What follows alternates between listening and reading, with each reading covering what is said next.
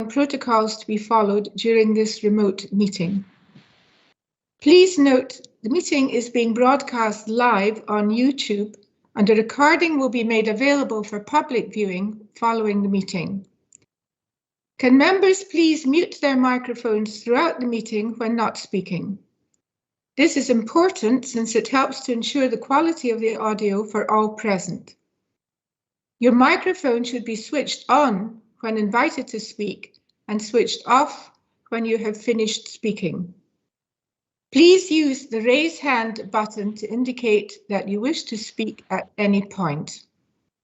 Can I also ask that officers introduce themselves by confirming their name and role before speaking for the first time on any item? If any members lose connection or have any technical issues during the meeting, please alert the clerk as soon as possible, either using the chat function within the meeting or by email or phone. I will now ask the clerk to carry out a roll call of elected members participating in today's meeting. Thank you. Thank you, Provost. Councillor Bennison. Councillor Benny. I'm here. Councillor Berrell. Present. Councillor Brisley. Present. Councillor Davis. I know he had an issue. Present. Councillor Dodds has submitted apologies. Councillor Errol. Present. Councillor Farmer. Present. Councillor Flanagan. I'm here. Councillor Gibson. Present. Councillor Houston.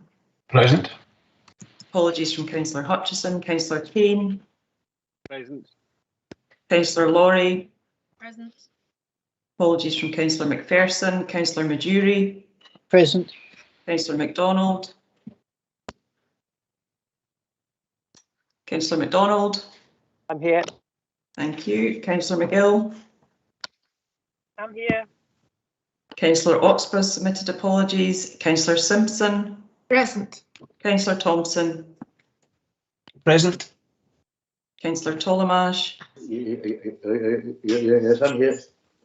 And Councillor Tweed has submitted apologies. Councillor Bennison.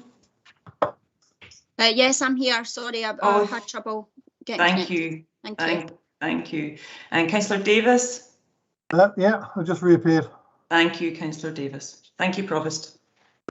Thank you. Do we have any declarations of interest? No, there being none, we now move on to item 3, which is the only item on the agenda, and that is concerning the UK City of Culture's bid for the 2025 UK City of Culture. And I'm sure others will be congratulating officers on this achievement. Can we have the officer report, please? Thank you, Provost. Good afternoon, members. It's Stuart Oliver here, Senior Manager for Economic Development and Communities. So members will be aware already that Stirling is one of 8 places from across the UK to be longlisted in the UK City of Culture 2025 competition. This follows on from the submission of an expression of interest by Stirling's Cultural Partnership earlier in the year. This is the first time that the competition has had an expression of interest stage, and this allows places to test the water before making a bid and see if cultural plans and ambitions may fit with City of Culture aims and objectives. Out of the 20 places who submitted an expression of interest, 8, including Stirling, have now been invited to make an official bid for the accolade. The paper provides information on the background and also on the considerations and approach if moving forward with a bid. The Council is asked to give approval to proceed and submit a bid, and therefore to draw down the £40,000 that is offered by the Department of Culture, Media and Sport to help support the development of our bid submission. To delegate authority to the Chief Executive in consultation with the Council Leader, Deputy Leader, Convener and Vice-Convener of Finance and Economy, and the Leader and Deputy Leader of the Opposition, to sign off the bid submission from a Stirling Council perspective, and to note that progress on the bid will be reported to the Community Plan Regeneration Committee or to Stirling Council as appropriate. I'm happy to take any questions the members may have. Questions to the officer? I see Councillor Errol gesticulating, but he's not got his hand up and he's mute. Sorry, Provost. It's to do an external matter to do with a neighbour of mine. Right, that's fine. I'm just going to step out of the meeting for 5 minutes, if you don't mind. Okay. Councillor Bennison. Thank you, Provost. Can I ask Stuart how much money it's going to cost Stirling Council to put into this bid? And can I also ask what are the chances of Stirling actually winning this bid? Thanks, Councillor. So it won't cost us any more than the £40,000 that's been allocated. You know, it's a short time frame now between this point and making the final bid submission, and that money is expected to cover any of our expenses, which is positive. In terms of chances, I'm obviously very biased, but I think Stirling have a fantastic chance. The expression of interest that was put together by the partners was very well received, obviously, by the panel in terms of what they're looking for in a city of culture. So I think with the quality of the partners we've got, and if we can get all of Stirling behind us, I think we can set out a really exciting and ambitious bid that would find favour. So I'm very confident in what we can bring to it, and very confident about Stirling as a destination that would deserve this accolade in terms of how we would outline that in the bid. Thank you. Councillor Farmer. Yes, thank Provost. Yes, this is a fantastic operation, a fantastic opportunity to showcase Stirling in all its glory. In terms of the actual finance, because obviously if we look at Coventry and Hull, they got substantial amounts of revenue funding through both central government and lottery funding, and indeed there was reference to private sector investment as well, and sponsorship. Do you feel that we would have enough, or we can build enough capacity to ensure that, to answer Councillor Bennison's point, that we maximise the finance and financial opportunities as we go forward, so that you know, we can exceed the aspirations. As I say, Hull had an aspiration of 18 million and they got 32.8. So I mean, if we can exceed our aspirations, then that would be a fantastic opportunity to actually deliver a series of events throughout 2025 and leading up to that would certainly showcase Stirling and everything it has to offer as a must-stay destination. So it's just important that we have the confidence and assurance that you feel that we can build the capacity to actually maximise that financial opportunities.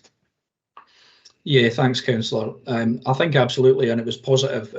Myself and a couple of officers and a couple of the cultural partners attended a workshop just last week with Coventry and Hull and the Department for Culture, Media and Sport to hear more directly about experience in bidding, and then how to deliver a successful city of culture, and external funding was obviously heavily discussed on how we go about that. Now, yeah, I think you can see from the previous two winners that the title is something that brings significant funding, and obviously the aspirations of a city of culture in terms of what we're trying to do around participation, tackling disadvantage, growing culture, tourism, heritage, that fits with so many funders, and it fits with what both governments are trying to do.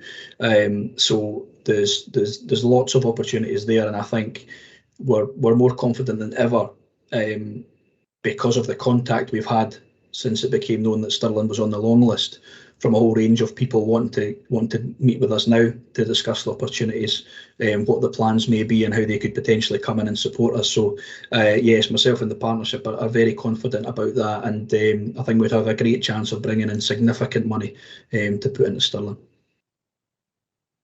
Thank you. Councillor Davis. Thanks, Provost. Yeah, obviously it's great news. I got a couple of concerns. One is I see that the bookies rate Stirling's chances as the lowest of all the contenders. So following on from my concern is that obviously the cash is taken care of, but it'll obviously take a lot of officers' time to complete the bid, and that distracts their attention away from other activities. And as a rural councillor, you will know that we are absolutely being challenged by the breakdown in infrastructure out here. And this, like the city regional deal, it's more focused on the city, and I'm concerned this will be at the expense of the rural areas. So, Stuart, I don't know what your thoughts on those observations are. Yeah, thanks, councillor. You know, I'll obviously leave the bookmakers to do their thing, but you know, victories of outsiders are the sweetest victories, and certainly myself and the cultural partners don't view ourselves in that respect. I think in terms of what we're trying to achieve and what we believe we can achieve for Stirling, ticks all the boxes in terms of what people are looking for in a city of culture. So we're very confident and we pay that little heed. In terms of the you know, rural aspect, then what was clear in the expression of interest and what has to be absolutely clear in the final bid is that this is something for all of Stirling, and it's not about Stirling City. And I think partners have always been very committed in our discussions on our emerging cultural strategy, but even more so through this, that it's about taking culture out to all areas of Stirling and helping the communities that we have to unlock their potential around this. Each of our communities has got fantastic stories, fantastic history. So something like this can really bring all that to life and help realise significant growth in the rural areas. But please rest assured, there's not even a 60-40 focus, you know, city rural. This needs to be a completely you know, a package that looks after everyone. If we get this right, and if we win, it will be because we've evidenced in the bid submission that this is going to provide opportunity for all of our residents, regardless of where they are in Stirling. Thank you, Councillor Tomash. Thank you, Robert. And this is a great thing for Stirling and the other council. So I have a question for you, Stuart, which you've slightly answered. The geographical part of the question was, what way are we going to include all of Stirling? But the other question is, what way are we going to include people from different backgrounds, different the locations, different economic backgrounds to make this a bid that can support the regeneration ambitions of the council? Thanks, councillor. Yeah, it's absolutely critical, and that's where something like this can be so powerful. The opportunity to make sure that everyone gets an opportunity to shape it, but also that it does something for everyone. So that's front of mind. So the working group that we've set up behind this, which is all the cultural partners, but also representatives of the business representative organisations and the third sector, will work together to make sure that everyone gets that opportunity to feed in. Obviously, it's more difficult for certain demographics and groups to have that voice, so we need to really work hard. And again, in our final bid, we'll have to clearly evidence that people have had the opportunity, and that's exactly what we're really focused on doing, because if we get this right, it is about touching every aspect of the community and realising opportunity. And like I say, if a winning bid will have to very clearly demonstrate all that, both the engagement to feed into the bid, but equally at every step how this accolade would support people and support opportunity across the county. Thank you. Councillor MacDonald. Thank you, Provost. I think actually it's a very positive bid. I'm glad that the council is trying these things. And I was really pleased to hear that we got through to the 8. That's great. So what I wanted to ask was, I think now that we're in competition, we need to clear the decks and really focus on this and try and win. So what are you going to identify a rigid timetable to make sure that all parties pull together to do that? With communities, can we put out a really clear communication about how they can be involved in the bid, how they can assist in the bid? because I think we really need to throw the kitchen sink at it. And I know Bridget Allen is looking at opportunities out of this. I think this is about opportunity. So if you can maybe answer that and see how we can really go for it. Yeah, thanks, Councillor. Yes, absolutely. So after today, if the council approve us moving forward, then there's a significant engagement piece to be done there, and a marketing plan as well. But within that, it will be the messages and the call to action for everyone, individuals, businesses, community groups, people with any connection to Stirling. There'll be a messaging framework coming out asking people to support the bid. So when that does come out, that's our call to action, and the call to action I would make today that everyone, it really does make a difference. We've seen that in previous bids where it's evidence that the communities are behind it, individuals, community groups and businesses, if they're all saying positive things about the bid and what it can do for Stirling, then that genuinely makes a big difference. So the partnership are very focused on making sure that we galvanise everyone behind this and use the opportunity to its fullest effect. And how about the rigid timetable? Will you be able to identify that so we hit those milestones, we really get it done? Yeah, absolutely. So we'll be coming out very quickly with that after today, if approved, just to set out so that everyone's very clear, because everyone's got a big part to play in this, all the members and everyone. So having sight of all that and what we propose to do is going to be key, because we'll be asking for everyone's support on every element of this. Thank you. Thank you. Councillor Houston. Thank you, Provost. Stuart, I was very pleased to hear that this is about the whole of Stirling, and to hear that reiterated again. And you said that consistently from the beginning, so that's encouraging. It's about the reaching out. We have 23 councillors closely connected to their communities, 23 ambassadors for the City of Culture. But to my mind, we don't have a strong track record of reaching out to our communities, particularly around culture and promotions, tourism, etc.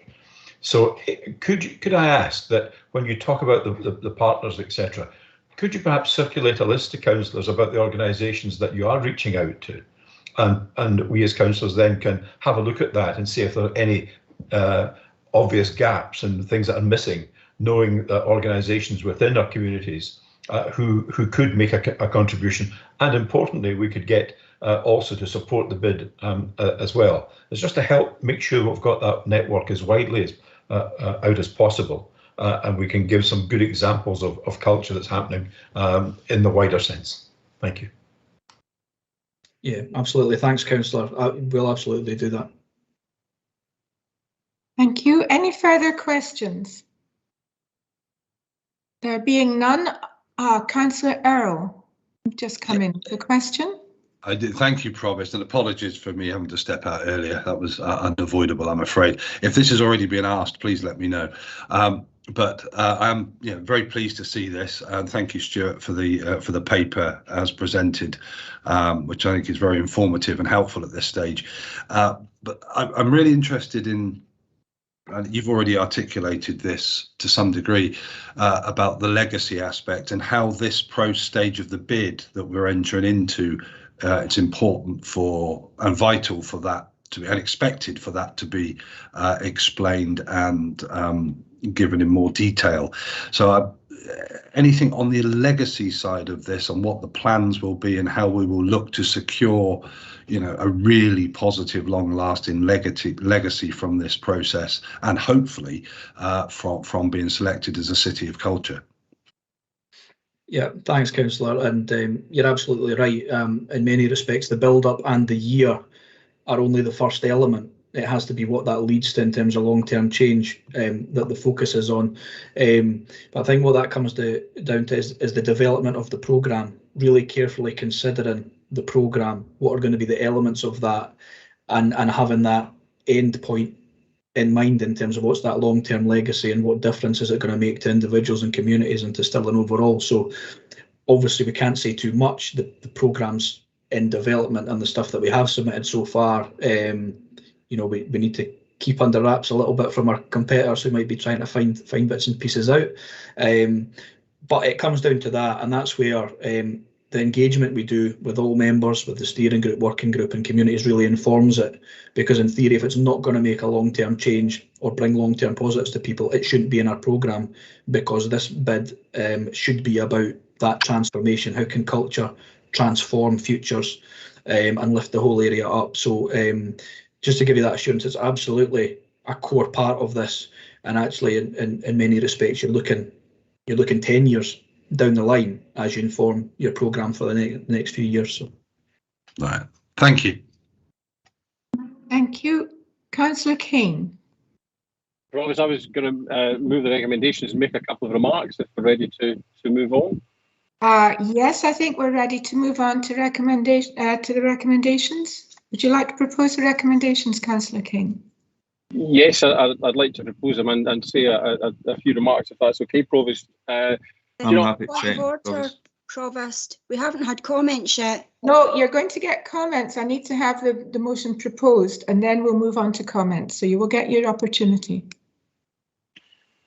Provost, I was born in Stirling, raised in Stirling, and now I'm raising my family in Stirling. I attended the High School of Stirling and then the University of Stirling. I am a Stirling son of the rock, and I'm filled with pride that my city's been recognised as a potential UK city of culture. And I say city, but Stirling doesn't begin at the motorway exits and end at the castle. Stirling cascades and flows to the Trossachs in the north, the Carse in the west, the Ochils, the eastern villages and beyond. Stirling is a place, but it's also a feeling, a story, an emotion. Stirling is at the heart of Scotland, and its true sons and daughters are those who take their city to their hearts and make Stirling part of their story and their journey. We make Stirling as much as Stirling makes us, and what we bring to Stirling changes our city and our district for the better. It is not surprising that Stirling has caught the imagination and the attention of those looking for a standard bearer for the title City of Culture. Our ambition is grounded in the support and passion for culture that flows through our communities, our artists, our organisations and our residents. Collaboration is at the heart of our approach, with Stirling Council leading on the bid, but working hand in hand with Stirling University, Forth Valley College, ArtLink Central, the McRobert Centre, the Smith Art Gallery Museum, Creative Stirling, the Big Noise, the Engine Shed and many more partners. Our collective goal is to ignite, support and amplify creative activity across the city and the district, creating cultural experiences and opportunities that break down barriers to participation in the arts and enrich the soul of Stirling and its many diverse communities. Getting onto the long list for the UKF City of Culture is not an assessment of our city as it is today. It is a recognition of the potential of Stirling and belief in our ability to work hard and work collaboratively to become the City of Culture in 2025. We're already a place of art and culture. The university has one of the best collections of contemporary art in Scotland. Right from the very beginning, its buildings were designed to create display spaces, and all over the campus you'll see remarkable sculptures and thought-provoking paintings from artists such as J.D. Ferguson and Dame Barbara Hepworth. John Grierson, the father of the documentary, was born in Stirling. The Oscar-winning animator Norman McLaren was born here. The famous Glasgow boys spent their summers in Cambus Kenneth, and Stirling has been a destination for artists for centuries. In books, Robert Burns etched a poem onto a window of the Golden Lion Hotel. Robert Louis Stevenson holidayed in Bridge of Allen and said that much of Treasure Island was imagined while here. Stirling has its own book festival, Bloody Scotland, which celebrates the crime novel and is held in September.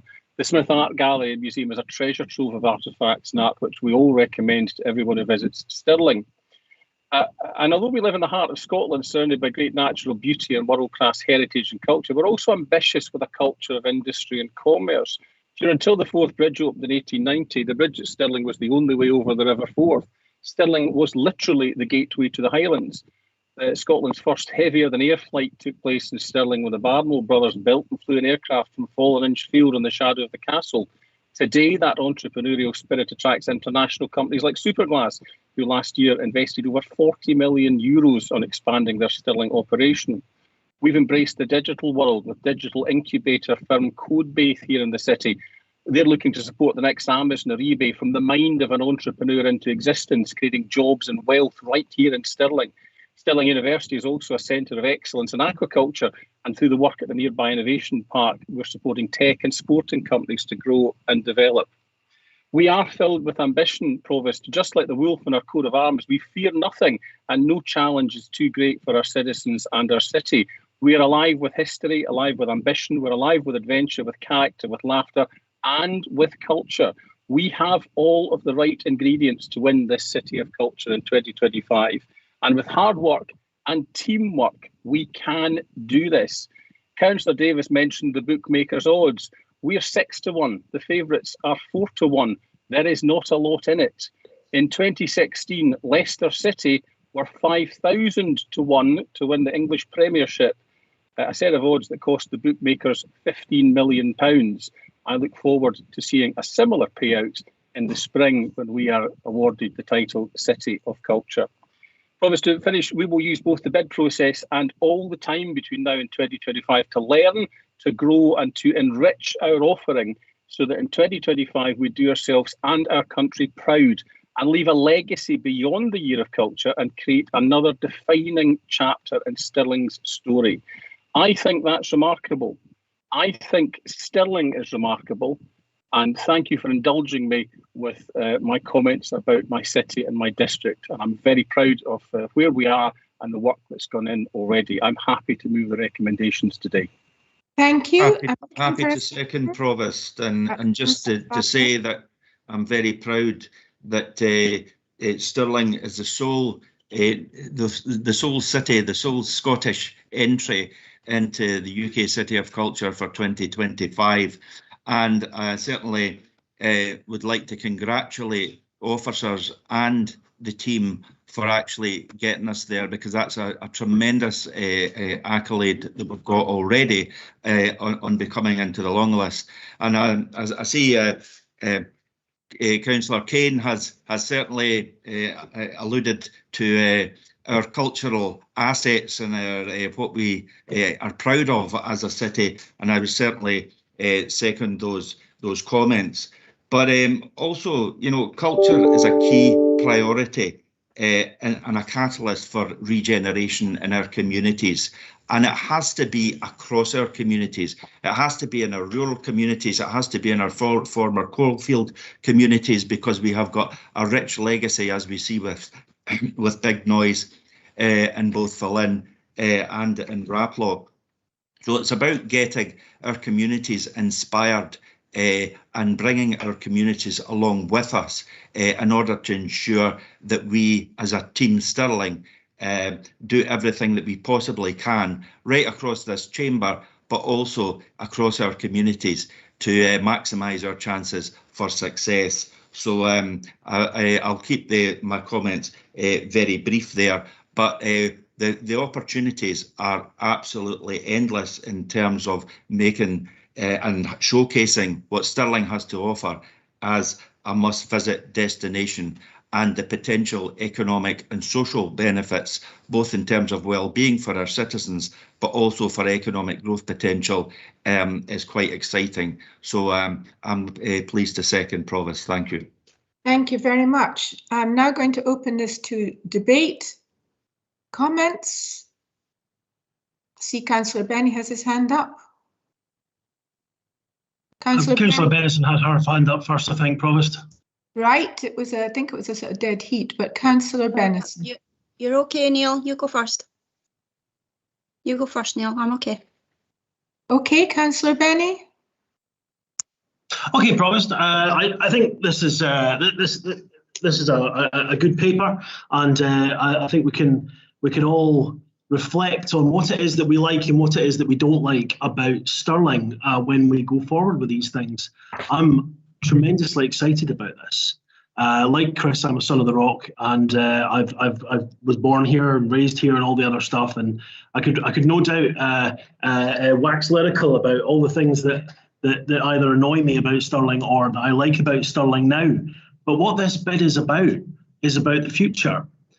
Stirling has a 900-year history, and as I'm quite fond of saying, I'm often wondering what the next 900 years brings for us. I don't think necessarily that a City of Culture bids puts you in place for 1,000 years of activity, but certainly what impact can this have on our town and our district? The entire area can be uplifted by this if we get it right, and if the partners working together get this right. I think that this, and my group certainly thinks that this is a great opportunity for us to really supercharge Stirling and make it the place we want it to be. Because there are problems, there are things that we're going to have to get right, but we can get it right, and we will get it right if we go forward with this.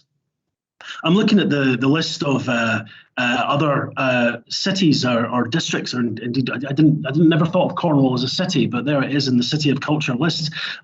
Some of which I think should be easy pickings for a place like Stirling. We should be able to see off Derby, and I'm not even sure where some of these places are. So who's heard of them?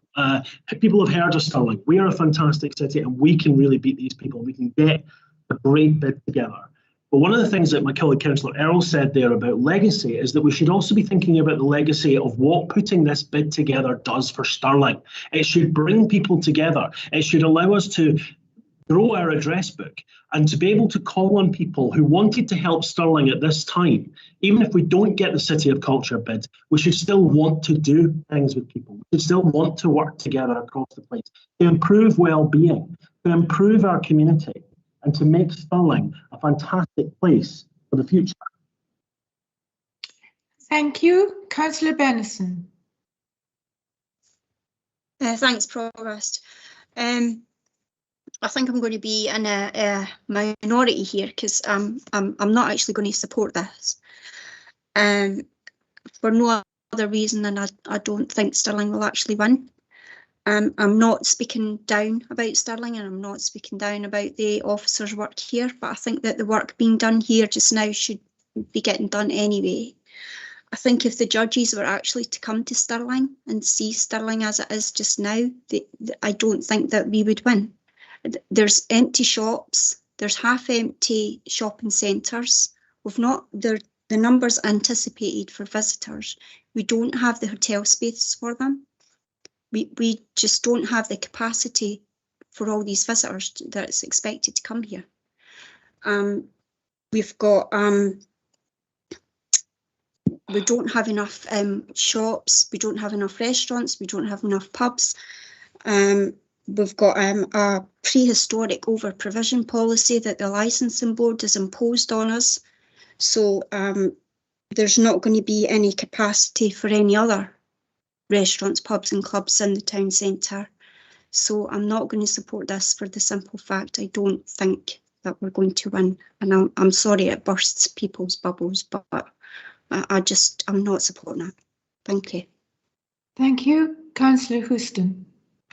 Thank you, Provost. I'm really disappointed in Councillor Benison's remarks, which actually are solely confined to the city of Stirling. Solely confined to over provision, restaurant provision, etc. And we're talking about a culture bid for Stirling as a whole. And throughout Stirling, we have some wonderful attractions. And have we got what to do? Well, yes, of course we have.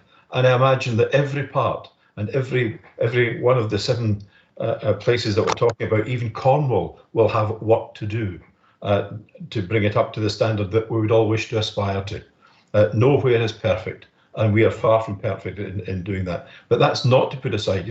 We shouldn't hide our light under a bushel in this. We have wonderful places of international renown on our doorstep. And of course we should be putting all our weight behind this bid, because the benefits of the financial benefits to our businesses, to our people, and just to the whole reputation of the area. We need something after these dark days that we'll come through, dark months that we'll come through. We need something to lift us up and something to look forward to, and a challenge to rise to in a positive sense. So I really am disappointed, but I think we need to think beyond Stirling. And I'm sorry that Councillor Benison has confined her remarks to the city of Stirling and not to that wider the wider grouping of the whole of Stirling as it is. Thank you, Provost. Thank you. Councillor Thomas. Okay, thank you. Okay, I will support the bid, and I think it's a great opportunity for Stirling, because I think it's a great opportunity for Stirling to look at the things that we need to improve Stirling, and I think this is the chance to do it. I agree, it's not just about Stirling, the city, it's about whatever makes Stirling up. So here's an opportunity for us all to work together not to say that there aren't things that we need to do, but to use this as an opportunity to tackle the things that actually that we need to tackle. Thank you. Councillor MacDonald.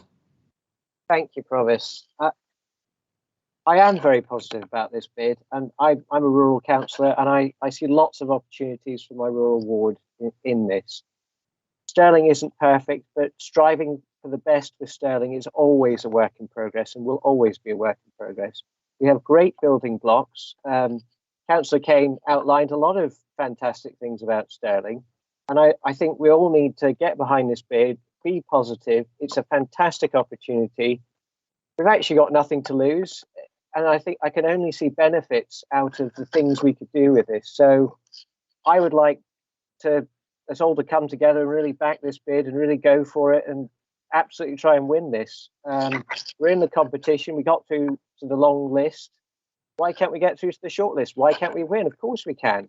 And we should forget about the odds and the bookies. Who cares? Let's just do it. Thank you. Thank you. Councillor Brisley now. Thank you. Well, I'll certainly be supporting this bid. I'm excited about it, particularly often the eastern villages and Bannockburn, a very strong mining heritage from the past. There's lots to be excited about.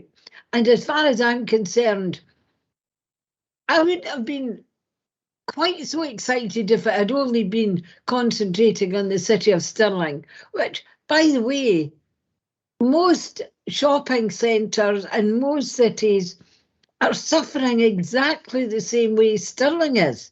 And if this can give our people a boost, then so much the better. But I look forward, and certainly I'll be trying to ensure that Bannockburn Eastern Villages play their part in this. Thank you. Councillor Davis. Thank you, Provost. Yes, I thought Councillor Benson made the best case ever for the reason we should be applying for the City of Culture in 2025. All the reasons she pointed out are precisely the reasons why we should be doing this. And I was very impressed by reassurances that the rural areas will not be left behind. And who can fail to be impressed by Councillor Kane's impassioned pitch for the application? I was very impressed. So I'm certainly going to support it. Thank you very much. I don't see any further hands up, so I'll ask Councillor Kane if he wishes to sum up. Yeah, yes, thank you, Provost. Do you know, I'm reflecting on what Councillor Benison was saying there. You know, let me tell you one other story. The River Forth was, for many years, Europe's premier oyster fishery. Over 30 million oysters were harvested each year in the early 19th century, but overfishing caused a collapse, and the Forth oyster was declared extinct in 1957. Issues such as overfishing and sustainability are studied in great depth at the University of Stirling's International Centre for Aquaculture. It's the largest of its kind in the world. They are leading the way in research to tackle global problems of food security, hunger and sustainability through the world's rivers and seas. It was also a researcher from the Institute of Aquaculture who discovered in 2014 that the Forth oyster was still alive when they found 2 of them growing in the river. The location is a closely guarded secret, but hopefully we will all get to taste the Forth oyster in the future. That culture that allowed us to destroy the Forth oyster is also part of our story, but the culture that allowed us to find it again and to recover from what we did 200 years ago to lead the way in a similar area of hope for the future is part of Stirling's story. This isn't about perfection. This is about who we are. This is about celebrating who we are, warts and all. And that what we do well, we should celebrate. And that which we don't do so well, we should improve. And I think all of those bidding to be the City of Culture would recognise that. Stirling is worth fighting for. You know, the Vikings fought the Celts at Stirling, the English fought the Scots at Stirling Bridge, Falkirk, Bannockburn. The Scots fought the Scots at the Battle of Stockyburn. The Roundheads and the Cavaliers fought over Stirling Castle, as did the Jacobites and the Hanoverians. The radical reformers of 1820, keen to undertake a similar revolution to that of America and France, they fought over Stirling. They fought in Stirling. King Edward I of England made the Scots watch him construct the largest trebuchet, or a war catapult, ever built as he laid stage to Stirling Castle. Everybody who has been anybody in our history has fought over Stirling. Stirling is worth fighting for. And I think today we must come together and fight for and over Stirling once again. Because Stirling has been at the centre of history for 100 years, for 900 years in the UK and in Scotland.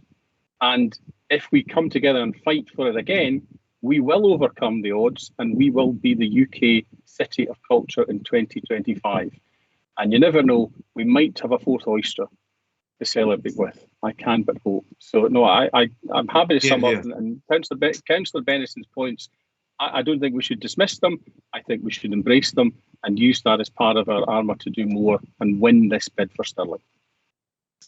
Thank you, Councillor Kane. As this is not unanimously in favour, then I'm going to ask for a roll call vote.